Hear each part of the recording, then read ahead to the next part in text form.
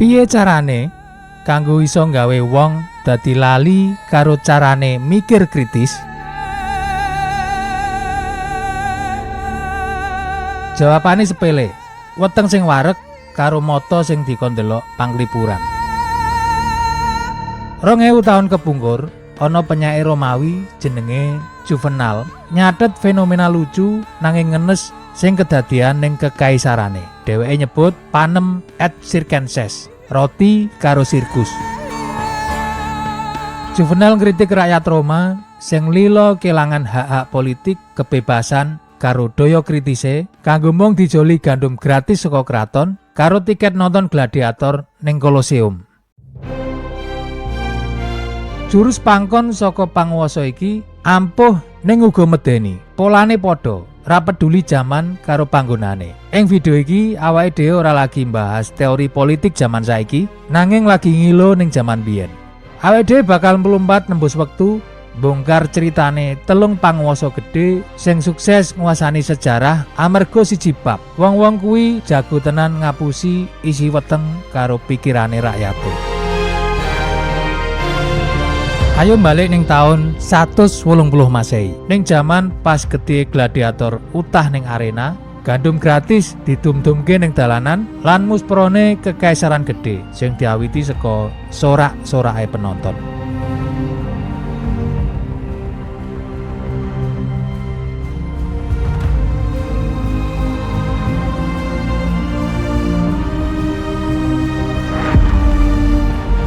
Ing taun 180 Masehi iki, kaisar filsuf Romawi sing agung Marcus Aurelius sedo. Tahta kekaisaran Romawi tiba ning tangane anake lanang sing umure 18 taun, Commodus. Beda karo bapake sing ngentekke wektu ning garis ngarep peperangan kanggo njaga tapel wates, Commodus iki paling sengit karo politik lan perang. Nek dirungokno ketok mulya, nanging ana bab sing paling dekne senengi, yaiku pesta, wong-wong wadon ayu, aleman saka wong lan rasa tresna wuta saka rakyate. Piye carane ben cepet entuk kuwi kabeh? Commodus mbuka gerbang lumbung istana. Gandum, lenga zaitun, nganti duit tunai didum-dumke gratis kanggo atusan ewu warga Roma. Nanging kuwi isih kurang. Ben rakyate iso tenan lali carane mikir kritis, dheweke gawe atusan festival gladiator gratisan. Ing saben festival kuwi, sakwise salah siji gladiator mati, kaisar nom kuwi mudhun ning tengah lapangan. Kaisar ngedum daging kewan buruan gratis kanggo penonton. Kanggone rakyat Roma wektu kuwi, Commodus dianggep kaisar rakyat, pemimpin loman sing iso ngrubuhake watese tembok kraton lan rakyate. Nanging sorak-sorake wong-wong ning Koloseum kuwi sejatine regane larang tenan.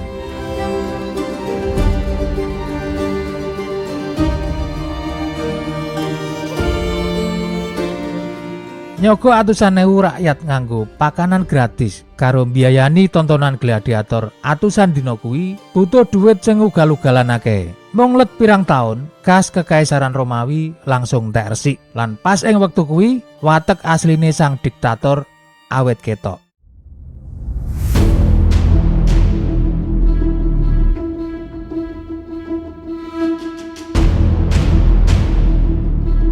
Kanggo iso modali citra sikap lomane ning ibu kota kuwi, Commodus nggawe aturan pajak anyar sing jenenge Aurum Oblaticum utawa emas wajib.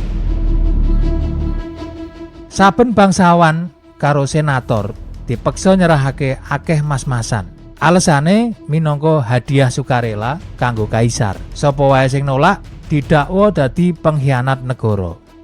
Kasile medeni tenan. Commodus awit mateni wong-wong sugih Romawi nganggo pandakwa palsu. Mung ben negarane iso ngrampas kabeh bandane. Ora mandeg tekan kono, beban pajak ning provinsi-provinsi sak njabane kutha Roma diunggahake nganti sak dhuwure wates kemampuane menungso. Gandume petani ning Mesir karo Afrika Lor dirampas atas nama pajak. Ngorbanke wetenge mayuta wong ing daerah provinsi ben rakyat ning ibu kota tetep wareg lan ora demo. Cara iki pungkasane mentok. Nalika ekonomi ning provinsi ajur, pasokan gandum menyang ibu kota dadi macet. Rego duwite Romawi sing jenenge denarius anjlok parah amarga inflasi. Ora ana ajine dibandingke gandum lan barang nyata liyane. Rakyat sing saksuwene iki wareg amarga subsidi awit sadar nek panganan gratis sing dipangan saksuwene iki dibayar nganggo rusake masa depane dhewe. Nanging sadare telak, pondasi ekonomine Romawi wis kadung remuk. Ing wayah bengi tanggal 31 Desember 192 Masehi, rombongan konspirator sing isine kanca-kanca cedhake kaisar dhewe, kalbu pelatih gulate sing jenenge Narsisus, nyusup ning jedinge kraton. Kaisar Commodus ditekek nganti mati ning jero bak aduse. Sang Kaisar Loman mati nggawa sejarah minangka salah siji tiran sing paling disengiti ning sejarah Romawi.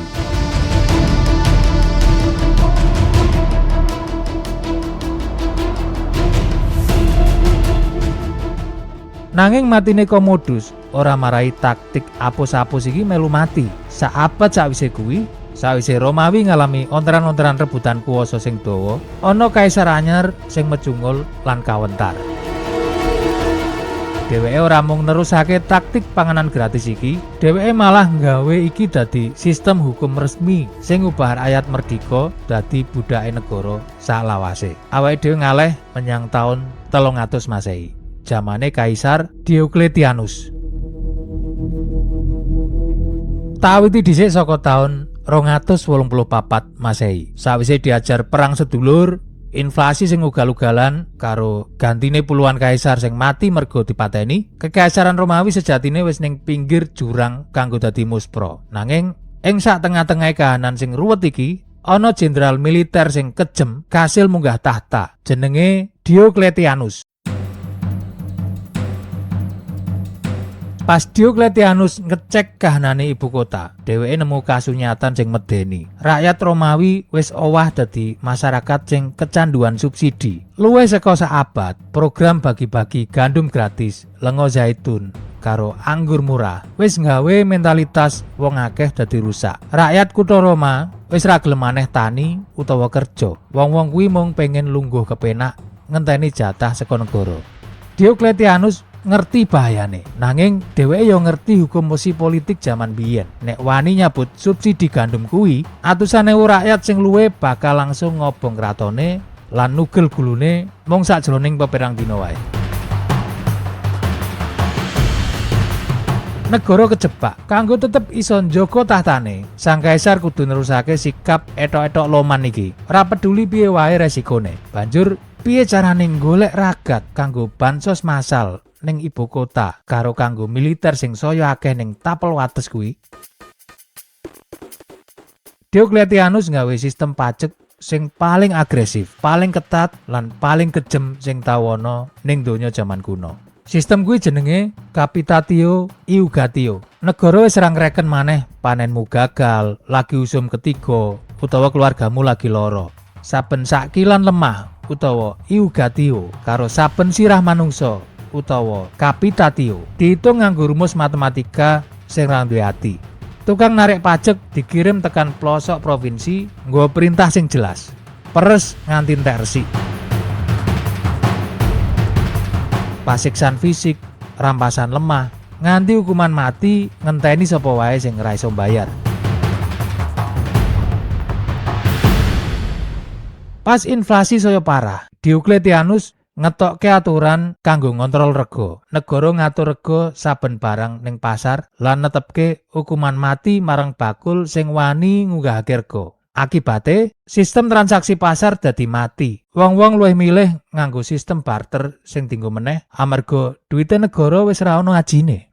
Iki puncake saka tragedi apus-apus iki. Pas beban pajak krasa abot banget. Petani-petani cilik awet padha mlayu ninggalake lemahe. Wong-wong kuwi mending dadi gelandangan timbang mati disiksa karo tukang narik pajak. Weruh kahanan iki, Diokletianus ngetokke aturan maneh sing dadi aturan sing paling rusak kebebasane manungsa. Dheweke naleni rakyat ing penggaweane tekan anak putu. Nek bapakmu wong tani, kowe wajib dadi petani.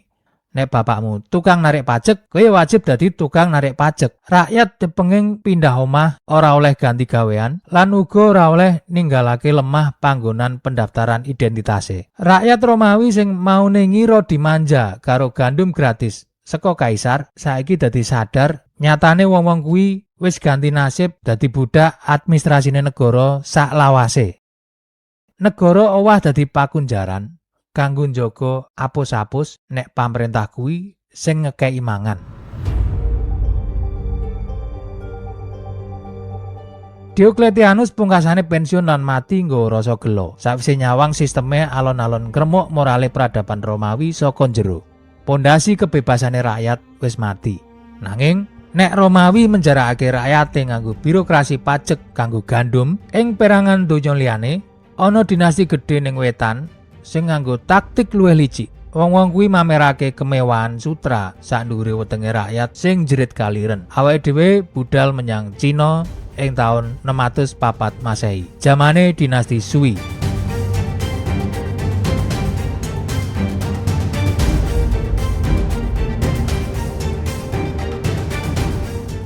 Ing taun 604 Masehi iki, ing sisih wetan donya ana dinasti anyar jenenge dinasti Sui, sing sukses nyawijake Cina sawise atusan taun ajur amarga perang sedulur. Tahtane tiba ning tangane wong sing ambisius banget, Kaisar Yang Di.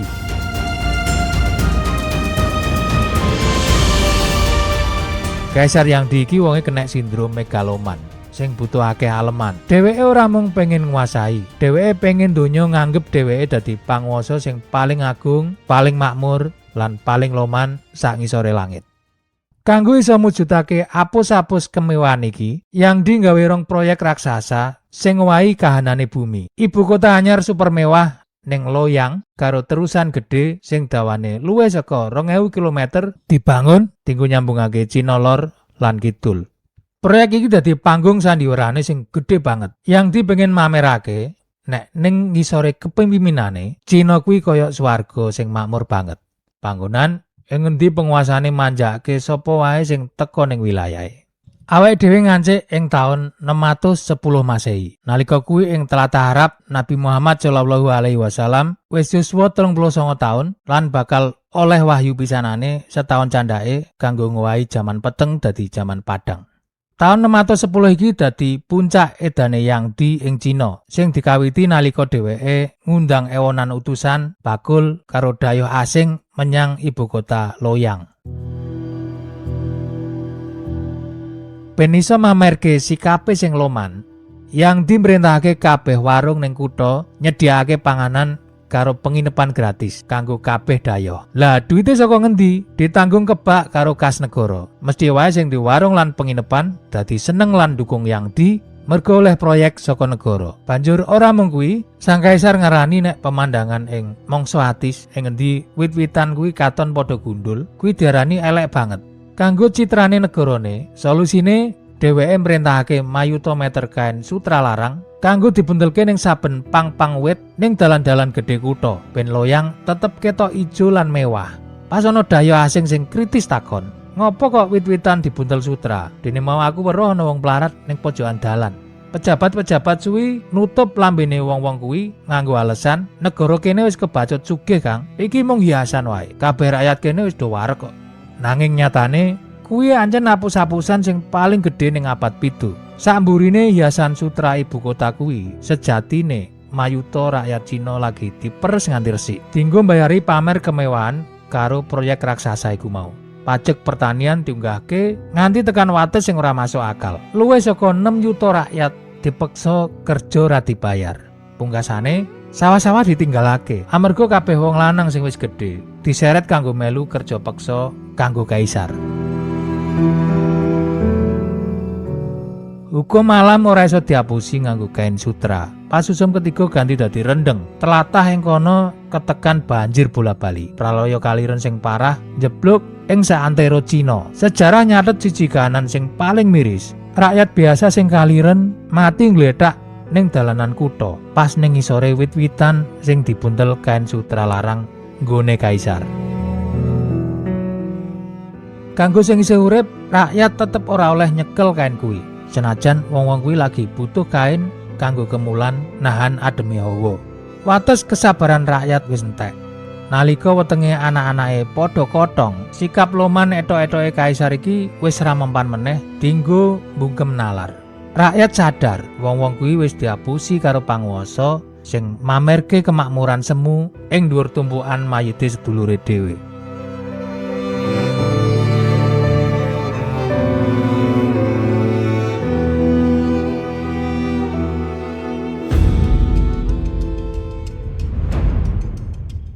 Ing taun 613 Masehi, pemberontakan massal njebluk ning kabeh pelosok negeri.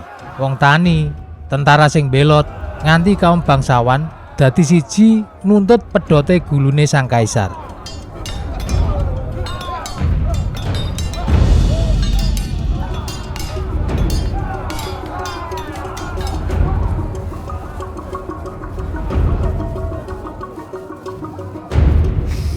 Ing taun 618 Masehi, sawise kepepet ning kratone ning Jiangdu, Kaisar Yangdi pungkasane mati.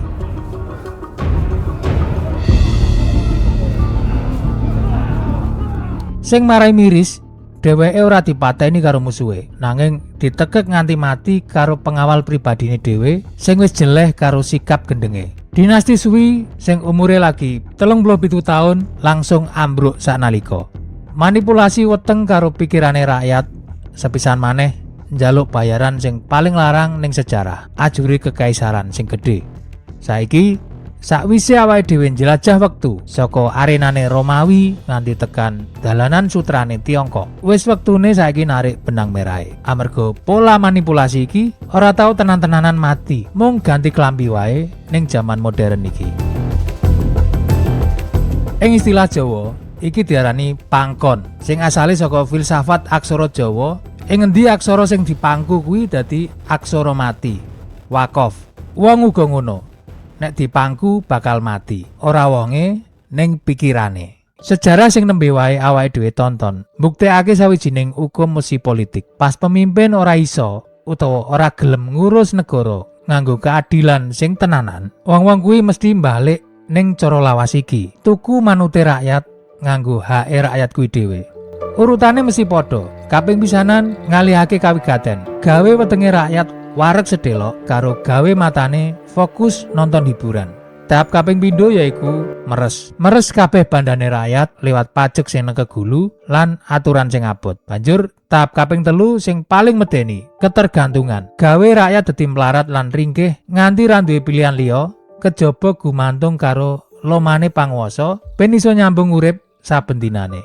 Pitakonan paling gedhe kanggo awake dhewe saiki ya kuwi, ngopo kok rakyat zaman Romawi karo dinasti Sui gampang banget kapusan? Apa wong-wong kuwi bodho? Ora. Wong-wong kuwi ra bodho, nanging digawe bodho. Para tokoh sejarah iki ngerti tenan nek insting bertahane menungso kuwi mesti milih sing penak lan cepet sing ning ngarep mata, timbang perjuangan dawa sing durung mesti kasile. Bebaya paling gedhe saka pola iki yaiku ngrusak keprigelan bangsa kanggo iso mikir kritis. Pas masyarakat awit nyupjo panguwasa mung amarga dheweke balekake sithik saka apa sing wis dirampas, pas detik kuwi uga masyarakat wis nyerahake kekuasaane kanthi lila legawa. Wong-wong kuwi ngijoli hak suarane karo sak kranjang roti, ngijoli fungsine ngawasi negara karo tiket mlebu sirkus, lan pas sirkus rampung karo roti nentek sing ijeh mung jeruji wesi birokrasi sing wis telah didobrak.